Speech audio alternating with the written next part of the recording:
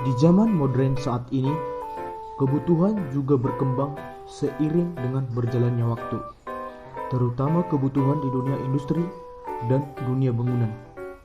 Dalam dunia industri dan dunia bangunan, kerap kali berkaitan dengan material dan bahan-bahan berat, yang dalam proses pemindahannya, tenaga manusia tidak memungkinkan untuk melakukan hal tersebut. Kebutuhan untuk memindahkan material berat dari suatu tempat ke tempat lain dengan jarak jauh maupun jarak dekat telah menjadi sangat penting dan telah menjadi sangat dibutuhkan. Untuk membantu meringankan pekerjaan itu, maka diciptakanlah gantry crane, di mana gantry crane itu sendiri merupakan alat bantu mekanis yang digunakan manusia untuk memindahkan material atau benda dari satu titik ke titik lainnya. Gantry crane secara luas dipakai di dunia industri pelabuhan, galangan kapal, maupun konstruksi bangunan tinggi untuk memindahkan barang yang berukuran besar, sangat berat, dan berbahaya. Gantry crane ini merupakan salah satu aplikasi rigid body yang dapat kita temukan di kehidupan sehari-hari, di mana rigid body atau benda tegar dalam fisika adalah benda padat yang memiliki nilai deformasi 0 atau lebih kecil atau dapat diabaikan.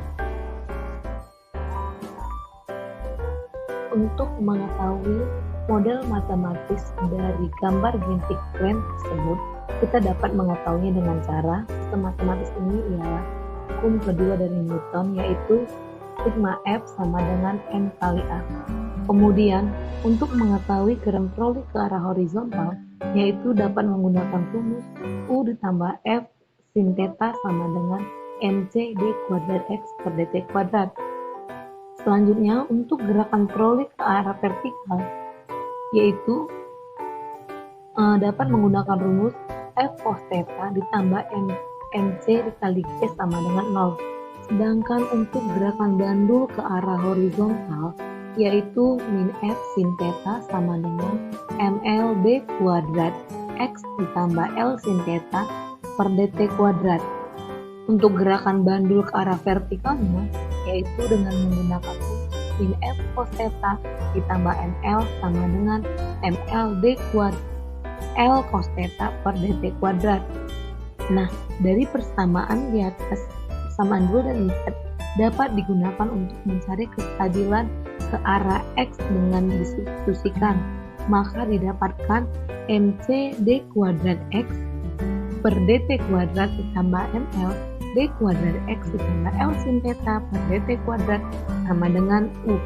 Dari persamaan 4 dan 5 di atas, maka dapat digunakan untuk mencari kestabilan beban pada arah horizontal dan vertikal dengan cara disubstitusikan, dan didapatkanlah rumusnya MLD kuadrat L cos theta per dt kuadrat sin theta dikurang ML D kuadrat X ditambah L sin theta dt kuadrat cos theta sama dengan MLD sin theta.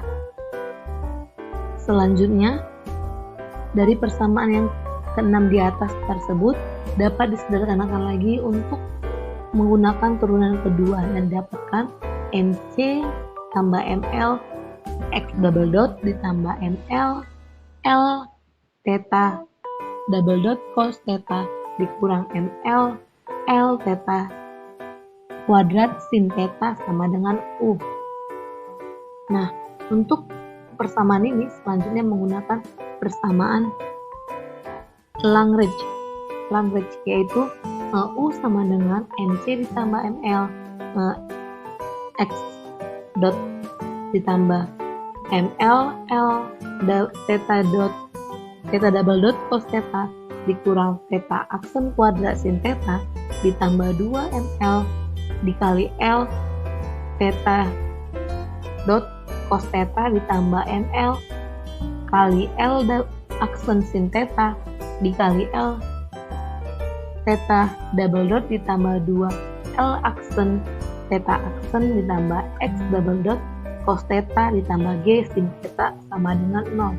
Setelah diperoleh persamaan gerak di atas, maka untuk mengetahui model matematis dari Gentigren dapat dilihat dari rumus state space, yaitu X dot sama dengan AX ditambah BU, di mana nanti akan diperoleh sistem matriksnya dengan menggunakan matriks 4x4 seperti pada gambar berikut. Untuk X1 itu merupakan posisi dari troli dan X2 merupakan kecepatan dari troli, X3 merupakan posisi sudut dari troli, dan X4 merupakan kecepatan sudut dari troli. Berikut parameter-parameter yang digunakan dalam pelaksanaan tugas besar ini. Dari parameter nilai-nilai tersebut itu, maka didapatkanlah nilai matriks A, matriks B, dan matriks C, serta matriks B seperti pada slide ini. Kemudian nilai-nilai tersebut tadi dimasukin ke dalam LabVIEW, di mana nilai dari steady state tersebut nantinya diubah menjadi nilai transfer function yang selanjutnya akan digunakan dalam MATLAB yang nantinya akan disimulasikan. Setelah didapatkan nilai transfer function tersebut, kemudian nilai tersebut disimulasikan menggunakan MATLAB, di mana menggunakan Simulink dengan keadaan dua keadaan, yaitu yang pertama untuk loop terbuka, open loop, dan nantinya untuk dengan loop tertutup. Grafik tersebut merupakan grafik dengan sistem open loop tanpa kendali, di mana grafik ini set point-nya diberikan 3 dan dihasilkanlah respon posisinya menunjukkan bahwasannya grafik respon tersebut tanpa menggunakan kendali dia terus naik menuju tak hingga dan tidak dapat mengikuti set point yang kita tentukan. Dan hal ini nanti menunjukkan sistem Gentigren tidak dapat mempertahankan posisinya dalam keadaan stabil dan dia dapat menyebabkan terjadinya kerusakan pada peralatan yang digunakan. Sedangkan untuk gambar yang ini merupakan grafik respon ayunan tanpa kendali. Pada gambar ini respon ayunan tanpa menggunakan kendalinya menunjukkan bahwa dia terus mengalami osilasi sehingga tidak dapat mengikuti set point-nya juga. Dan hal ini menunjukkan sistem Gentigren tidak dapat mempertahankan posisinya dalam keadaan stabil, sehingga diperlukanlah sebuah kontrol pada Gentigren agar dapat mencapai nilai set point yang telah ditentukan dengan respon sistem yang stabil. Selanjutnya, untuk menggunakan sistem loop tertutup, kita membutuhkan nilai PID dan PD-nya. Untuk nilai PID-nya membutuhkan 3 parameter, yaitu nilai KP-nya, nilai KI, dan nilai KD-nya. Sedangkan untuk nilai PD-nya, kita membutuhkan nilai KP swing-nya dan nilai KD swing-nya. Nilai-nilai tersebut dapat kita lihat pada gambar ini.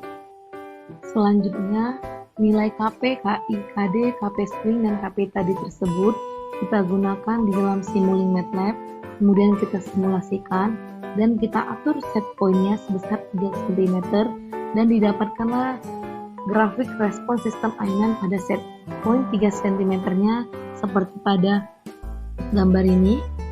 Sedangkan pada gambar berikut ini merupakan gambar yang set point-nya telah diatur sebesar 5.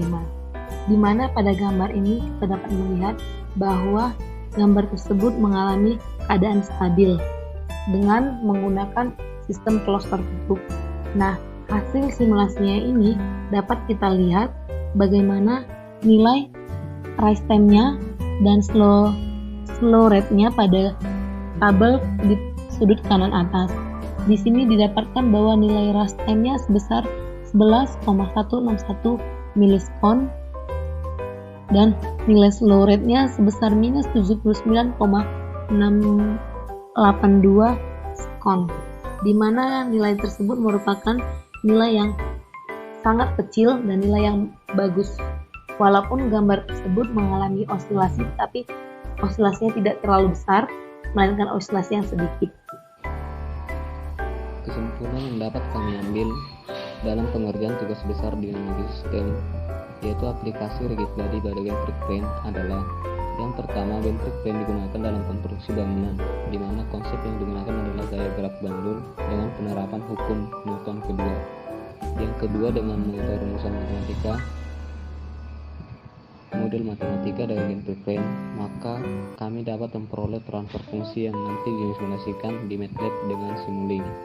Yang ketiga, hasil grafik pada simulasi nantinya merupakan gaya yang bekerja pada game preprint terhadap domain waktu. Dan yang keempat, dengan menggunakan pengontrol PD digunakan agar grafik dihasilkan tidak overshoot dan tidak berisolasi dan dalam keadaan steady state.